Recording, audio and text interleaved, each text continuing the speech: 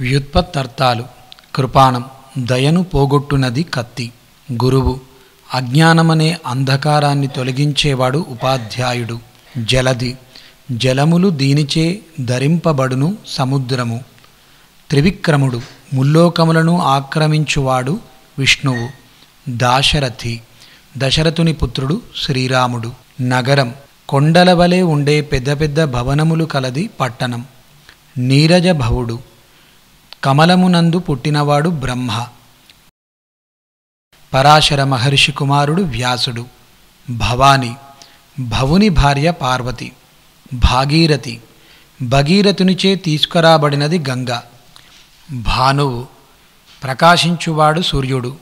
భాష భాషింపబడునది మాట. ముని మౌనంగా ఉండేవాడు ఋషి. వసుధ బంగారమును గర్భమునందు కలది భూమి. విష్ణువు విశ్వమంతటా వ్యాపించి ఉండువాడు విష్ణుమూర్తి. హరుడు ప్రళయకాలమున సర్వమును హరించువాడు శివుడు.